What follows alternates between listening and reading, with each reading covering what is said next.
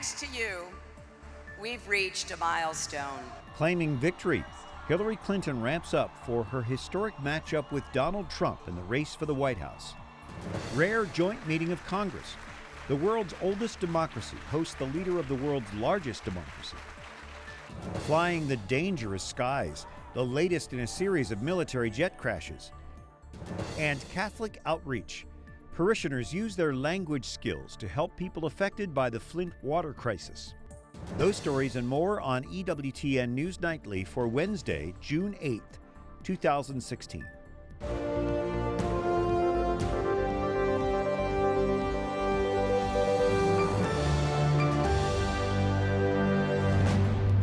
Good evening from Washington. Thank you for joining us. I'm Brian Patrick. Democrat Hillary Clinton and Republican Donald Trump prepare to face off in November. They both win key presidential primaries on Tuesday. At our political desk tonight is Chief White House correspondent and political director Lauren Ashburn. Brian, Hillary Clinton is the presumptive nominee, and all signs point to Bernie Sanders winding down his campaign. But the next big question is, when will the party's most important superdelegate endorse her? President Obama says he will wait until after he meets with Bernie Sanders at the White House tomorrow. On the final Super Tuesday, Hillary Clinton basks in the spotlight. She celebrated her victory as the first woman to clinch a major party's presidential nomination. Thanks to you, we've reached a milestone. We all owe so much to those who came before, and tonight belongs to all of you. She remembered her mother, wishing she were alive to see her daughter make history. Despite shaky poll numbers, she took California, along with New Jersey, New Mexico, and South Dakota. But Democratic rival Bernie Sanders won't support the nominee. He won in Montana and North Dakota, and he said he'll fight to the convention. We take our fight for social, economic, racial, and environmental justice to Philadelphia, Pennsylvania. On the Republican side, nominee Donald Trump swept the primaries and continued his attacks on Hillary and former President Bill Clinton.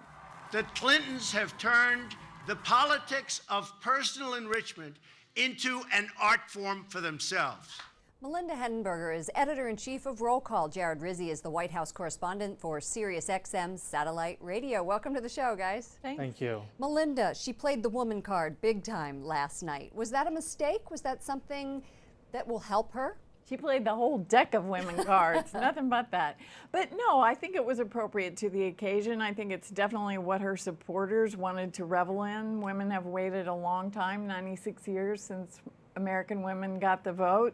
We certainly were behind many other democracies in choosing even a nominee, a major party nominee who's a woman. So no, I think it was perfect. It was the moment that her supporters wanted. She started out with this big campaign video that showed all the women throughout history who were able to make great strides. America's going to lead. We're the women of the world. They blaze the trails, and we're moving forward. So it looks like we're going to be seeing that for time to come. Jared, you were there last night. That's right. Tell us about the mood.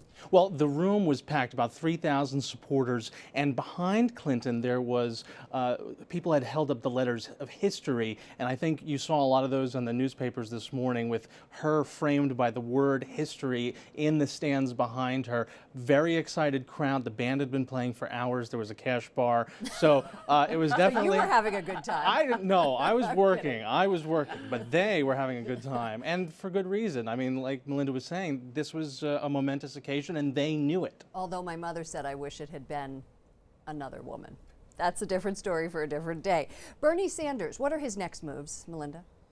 No one knows for sure, but I think the president is going to encourage him to do the right thing for the party. I know that his friends in Congress are encouraging him if he wants to become chairman of the Budget Committee, if the Democrats take the Senate, that he will get fully behind Hillary Clinton. And he said many times that he's going to do everything he possibly can to make sure that Donald Trump is not elected. So I think it's more give him a minute and he'll get there. That's what Biden said. Give this guy a break for today, will you please? Just... You know, he's laid off half of his staff, and he's meeting with President Obama tomorrow to talk about the wind down of his campaign. And like Melinda was saying, there have been now all his closest allies in Congress have basically said to him, we're now supporting Hillary Clinton.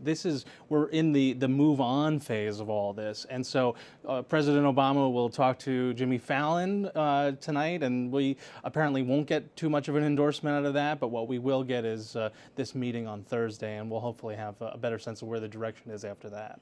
The last question I have for you is the next steps. Donald Trump has promised a big speech on the Clintons on Monday. What do you think that's going to contain, Melinda?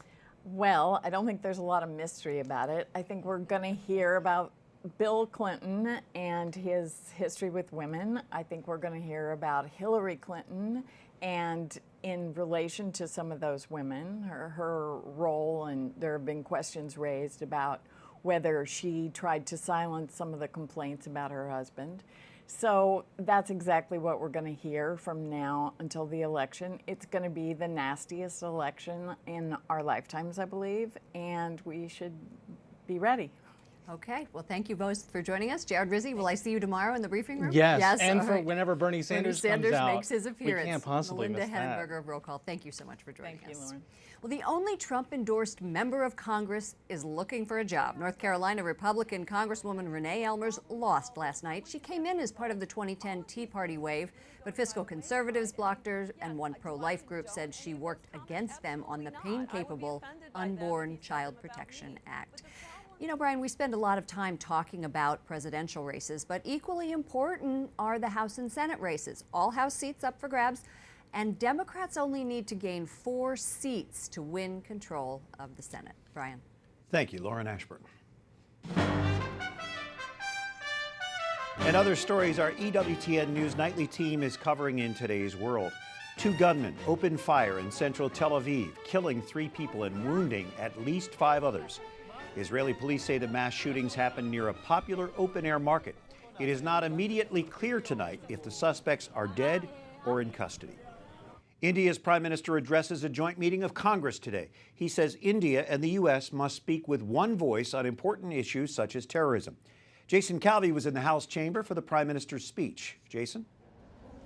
Brian, lawmakers gave Prime Minister Modi several standing ovations today. Modi, for his part, said his country's 1.25 billion people make it an ideal business partner for the United States. In his 45-minute speech today, Modi asked for greater ties between U.S. and Indian business and defense. Prime Minister Modi commanded rock star status in the chamber, proof of the growing relationship between the U.S. and the world's largest democracy. All men are created equal. And equally flexible, with an Indian practice. It is estimated that more Americans bend for yoga than to throw a curveball. A main message today to unite together against terrorists. The U.S. and India conduct more military drills with each other than any other nation. Its philosophy is common, of hate, murder, and violence. But on the issue of religious liberty, there's still major disagreement. In 2005, Modi was denied a U.S. visa over suspicions about his possible role in religious riots that killed more than 1,000 Muslims. And protesters gathered here say religious freedom in India is still a major problem. Under Modi's regime, there is no freedom of speech, there is no freedom of expression, and they are forcefully converting Christian Muslims. The United States Commission on International Religious Freedom finds that Christian communities reported numerous and increased incidents of harassment and attacks in India last year. And the top Democrat on the Senate Foreign Relations Committee wants change. Gandhi, I think, would be very proud of his country, India, and the progress that it has made, but he would not be satisfied. The Prime Minister did tell Congress that India does respect all faiths. Also in attendance today were many Indian Americans including the 2 winners of this year's spelling bee. Brian? Jason Calvi at the Capitol. Thank you, Jason. Investigators with the South Carolina Air National Guard try to pinpoint the cause of a mid-air collision between 2 fighter jets. The F-16s crashed last night in a remote area of Georgia. This happens less than a week after 2 other military jet crashes. Wyatt Goolsby is here tonight with more on that story. Brian, investigators say both of the fighter pilots ejected safely and are back home with their families in South Carolina tonight. The base commander in charge says the 2 jets were part of a group conducting night training ahead of deployment. Base Commander Colonel Nicholas Gentili says the 2 pilots who ejected are among the most experienced in the unit. Their names have not been released, but they are in good shape according to the National Guard. The collision comes almost a week after an F-16 crashed during an air show in Colorado Springs, Colorado. The pilot ejected, and no one was injured in that crash either. But last Thursday, Marine Captain Jeff Coos died when his F-18 crashed right after takeoff. Coos was set for a practice session before a Blue Angels air show. It's a very, very difficult situation. Former Navy pilot Joe Ruzicka says it's tough to think about members of the military killed in jet crashes. He flew F-18 and F-14 fighter jets and says there are a number of factors that could have led to a crash. There could be weather, there could be some type of mechanical issue, but one of the biggest factors is how the human reacts. And no matter how long you've been experienced, you still have to have proficiency. It's not like riding a bicycle where you can just pick it up after 6 months. You've got to continuously train, continuously hone your skills. At this point, there is no reason to believe the 3 separate crashes are connected. After the death of Marine Captain Coos, the Blue Angels canceled 2 upcoming shows this month. Brian. Thank you, Wyatt. He lost both of his legs and one of his fingers 6 years ago in Afghanistan. Army Special Operations combat veteran Brian Mast, husband and father of 3, now turns his attentions to political leadership. Mast was awarded the Purple Heart for putting his life on the line for his comrades in arms. Brian now hopes to represent Florida's 18th district in Congress. He's with us tonight after being critically wounded on the battlefield. What do you take to that in terms of leadership that you're now seeking? No question. I learned the most important things about leadership on the battlefield and from my military leaders. You never asked your soldiers to do something that you wouldn't do yourself or hadn't already done yourself. And you lead with the same kind of courage and commitment that you have on the battlefield, that warrior ethos that we always call it. I watch you running, then I see you running for Congress. Does that seem miraculous to you considering what you've been through? Oh, I think there's definitely a miracle in it. I tell people, though, I think one of the most important things I learned about miracles, though, is that the Lord does ask us to be a part of the miracles that He conducts, that He not just be able to work through us, but we also do the work ourselves. And so I'm proud to say that I was a part of it as well. You've done a lot of work, I'm sure, to get from there to here. Oh, hands down. There was a lot of work. Most days it was 8 to 10 hours of physical therapy every single day over at Walter Reed Army Medical Center, where so many of our service members recovered, but it was worth it. You know, everything was worth it in the cause that I was serving, the cause of the United States of America, freedom, democracy, human rights for all people. It made every sacrifice something that I don't regret for a moment. You were awarded the Purple Heart. How do you see taking that kind of an honor into the political arena now? Well, I think I look at that and I think at the way so many others have served, all those buried, say, in Arlington National Cemetery under plain white markers. And that has to be the example of how we serve in elected office, that you serve without regard for personal gain and without regard for personal sacrifice, because that's how those heroes did it.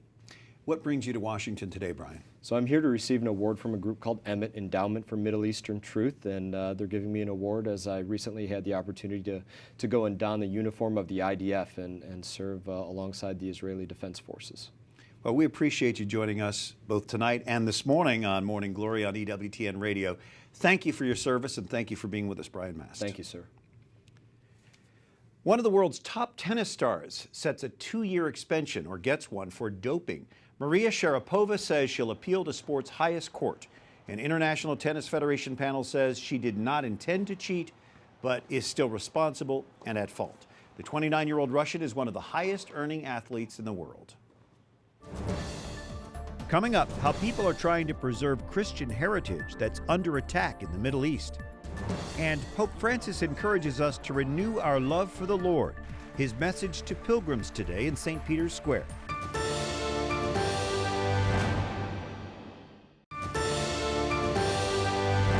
On Wednesday, the 8th of June, thanks for joining us for EWTN News Nightly. I'm Brian Patrick. Organizers struggle to finalize a meeting that would bring together the leaders of all the world's Orthodox churches. It would be the first such meeting in 1,000 years. The Bulgarian Orthodox Church threatens to drop out over concerns about the meeting agenda and other issues. The Pan-Orthodox Synod is scheduled for later this month on the Greek island of Crete. Greeting thousands in St. Peter's Square today, Pope Francis turns from the parables Jesus told to his miracles. Alan Holdren is Rome Bureau Chief for EWTN's Catholic News Agency. What was the Holy Father teaching about at his general audience today, Alan? Brian, today he spoke about the wedding feast at Cana and this first miracle from Jesus in which he turned water into wine there at the wedding feast. The Pope said that this was a first act of mercy, Jesus showing his love for the people of God, and he said that Christian life is a search to respond to that love from Christ. Also, the report from the Pope's meeting with the 9 cardinals who advise him is now out. What's the latest on those reforms that are being worked on? We heard from the head of the Vatican press office, Father Federico Lombardi, about those discussions that are taking place behind closed doors. They had 3 key words today, which were streamlining, harmonizing, and also decentralizing. There are real concrete steps being made, especially recently. Just this week, we heard of a new department that's being created here in the Vatican, which will be for family, life, and also the laity, which combines 3 departments that already exist.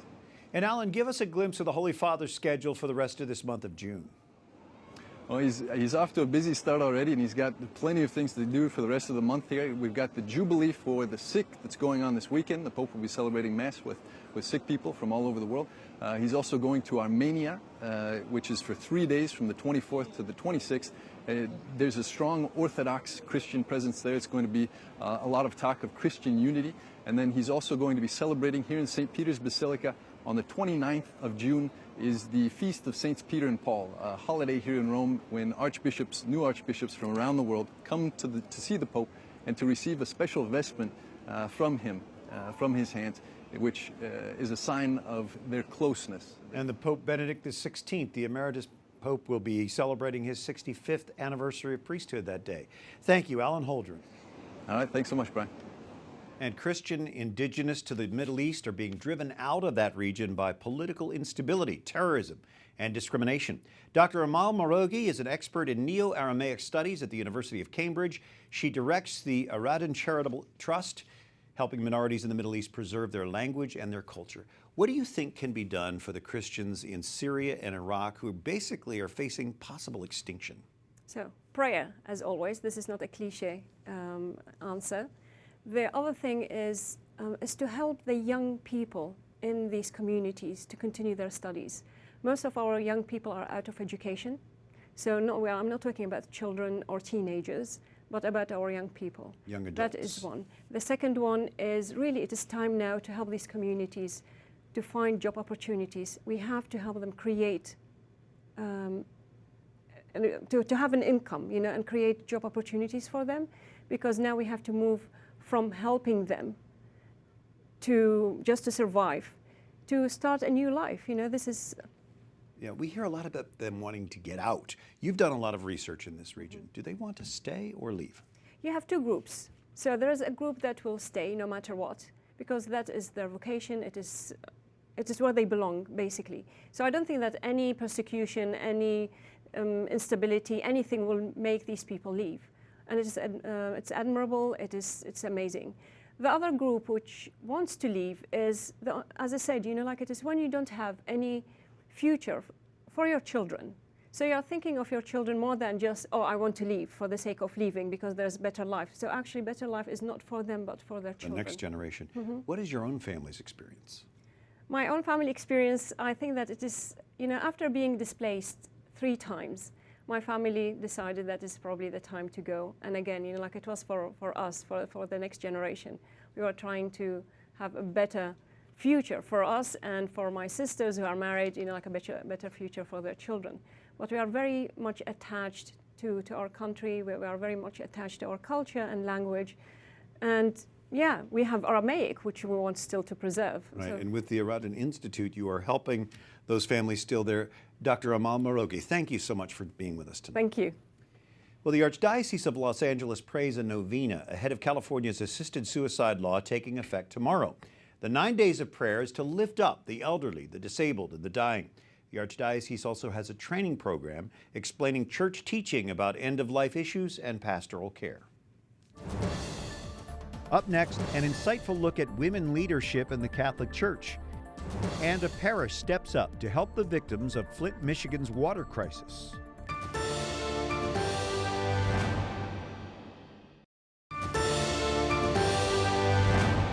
Thanks for joining us for EWTN News Nightly, and a Catholic parish helps people cope with the water crisis in Flint, Michigan. We're learning things every day about water distribution. They didn't teach this to me in the seminary. Deacon Omar Odette and volunteers from Our Lady of Guadalupe give out bottled water 3 days a week at the church parking lot. Organizers of this say hundreds of undocumented families, afraid of being deported, will not go to state-sponsored water distribution sites. One of the biggest issues is, of course, the language barrier. They go to water sites and there might not be a Spanish speaker or whatever language it is that they need. That is no problem here, since many of the parish volunteers are bilingual. Flint's water system is tainted with lead from old corroded pipes, making that water unsafe to drink. A historic seminary near Philadelphia considers making a move. St. Charles Borromeo Seminary hopes to relocate to a Catholic college that will allow it to build a new set of buildings on or near the campus. The seminary has been at its current location for nearly 150 years. Pope Francis stayed there during his trip to Philadelphia in September. I saw him there. Also, St. John Paul II visited in 1979.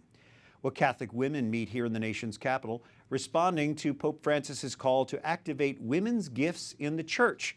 Sister Claire Hunter and Sister Theotokos Adams are taking part in the Given Forum. Sister Claire, what's the goal of this forum? Well, the goal of the forum, first of all, is we brought 300 women together from every state throughout the nation. And the goal is to really provide faith formation, leadership training, and networking for the women as they really look at the gifts they've received, recognizing what they might be asked to do in their lives, whether it be in work or for the church, and really then how to respond and to give those gifts to those in need. How would you define authentic femininity? Really, this is the innate set of gifts that the Lord has given to women to contribute in her family, in her society, in the church, and we want to bring those out and encourage them in these young women. So the pop culture often will reduce women to sex objects or equate them to men. How do you counter that? How can women of faith counter that? Well, first of all, I think it's important to distinguish just and make the known the reality of the gift of being feminine and the gift of the female body in complement with the male body as created in the image and likeness of God. And I think our culture is really feeding us a lie that there's not a gift in the distinction, and there's not a gift in, or giving us ideas of what would make us happy in terms of being like men, or saying we're all equal, or we are equal, but that we're all the same. But how do we really look at and help women to understand what the innate gifts are, and really to say no to the culture, to say that this is not what's making me happy. And honestly, I think women already and men already know this, because I think a lot of us can say it's not working. What the culture's pitching is not making us happy. In this process, though, don't we really need to acknowledge the harms that have been done, what women have suffered, the confusion they've suffered through feminism? I think we're at a moment now, especially 50 years out from the Second Vatican Council, the gift of the pontificate of John Paul II, where women of a new generation are ready, excited, and willing to step forward beyond those shadows, shall we say. And what advice might you give to women who want to really make a contribution to the church? Well, first of all, I think it's important to remember the church is a gift from God, and we are called then to participate in that gift. So I think sometimes we think in Western mentality of, well, what I am, what I do. And so instead of that approach, can we start to say, what is God asking me to do? Not what does Sister Claire decide should be done for the church or for God, but what should be done, what has God created me for, and how is He asking me to give that? And I think young women can understand that and do want to do that. And I think that's where then we get to understand, probably through invitation from God and from others, into areas that we can work and give ourselves to the church. Sister Claire Hunter, Sister Theotokos Adams, thank you both for being with us. Thank you. And thank you for joining us. For the EWTN News Nightly team, I'm Brian Patrick. Tonight we leave you with moments from today's papal audience in St. Peter's Square. Good night. God bless you.